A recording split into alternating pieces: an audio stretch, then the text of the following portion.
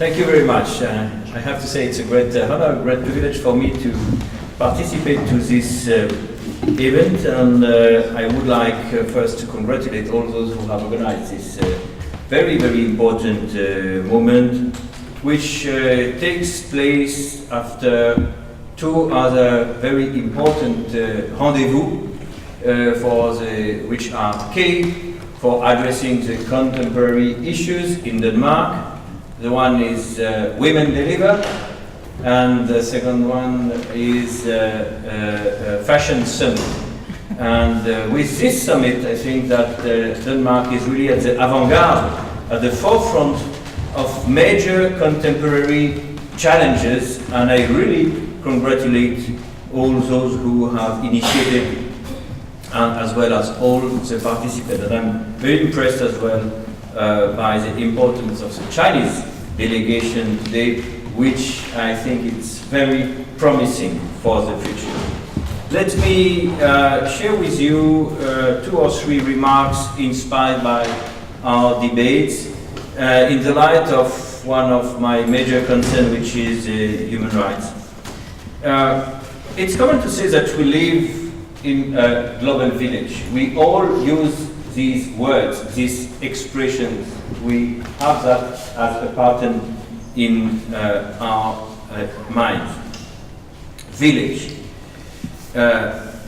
What is at the center of any village in any country, in any civilization in the world? At the heart of the village, you have the market. And at the heart of the market, at the center of the market, you have mostly local products.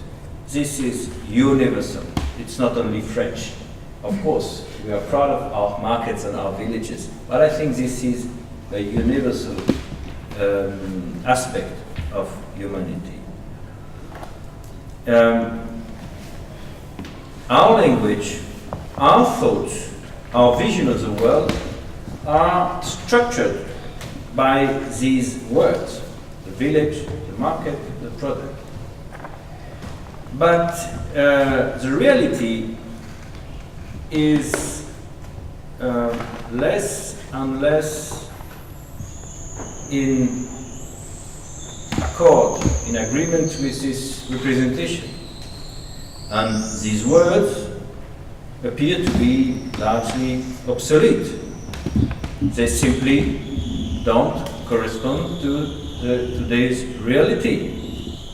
And more, what we still continue to call the global village looks like a global suburb or a global slum, when 1/3 of the world's population lives in urban areas, and generally poorly urbanized areas.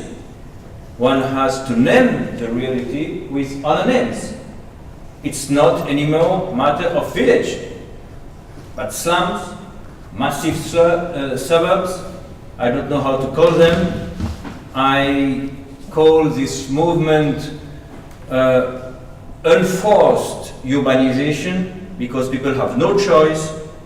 And it's not only concerned in environment, land planning, housing, roads. It's also a matter of dignity.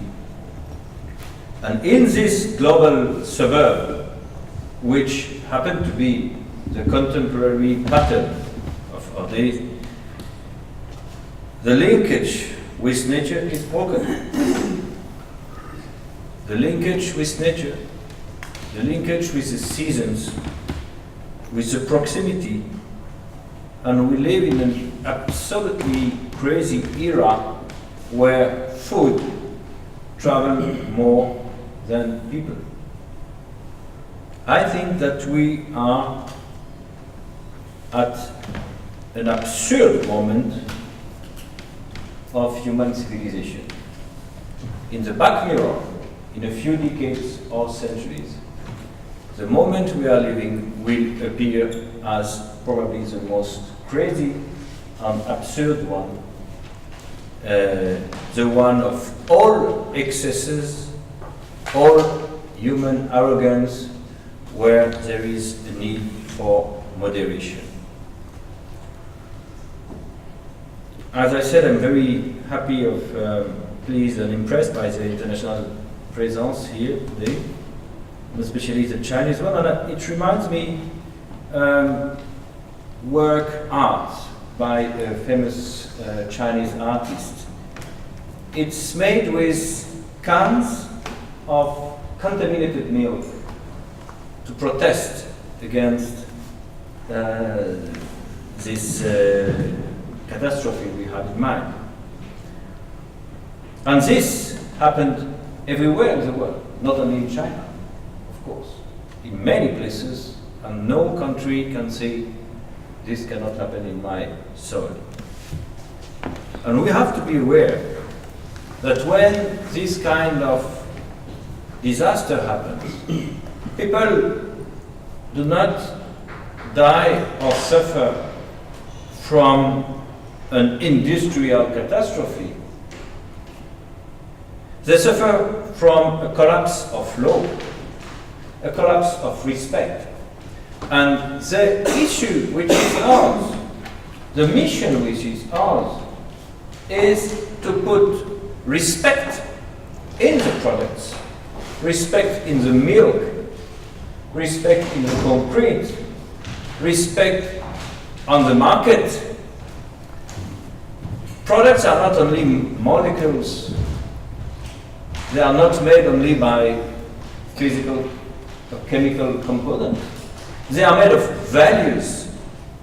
And the issue which is ours is to put values in the products and on the market. The famous artist, Danish artist, Olafur Eliasson said, there are two things that enters into our body. The first is the air that we breathe. And the second one is the food, what we eat. And I do think that gastronomy is not only pleasure, is not only touristic argument, it is an ethic as well. I am very impressed to see, and I don't know if you share this view, that our children are not really prepared through their education to resist to the temptations of consumer society. We have a completely new system of fooding, which is, has been completely revolutionized during the last decades.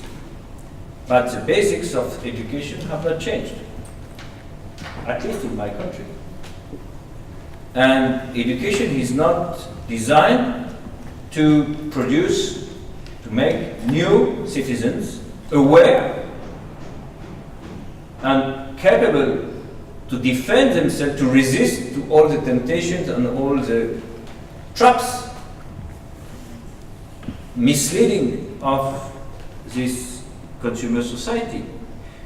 I remember an anecdote which I'm sure happened in many places in the world, but it happened in a school in the city when I used to be mayor a few years ago.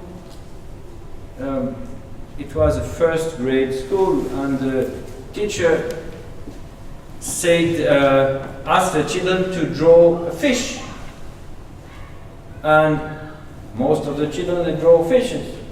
But one, he made a kind of brick, a square. Because his vision of the fish was, what do you call that, a nugget, kind of, in croquette. And we are still producing a generation accustomed to this junk food and plastic consumption.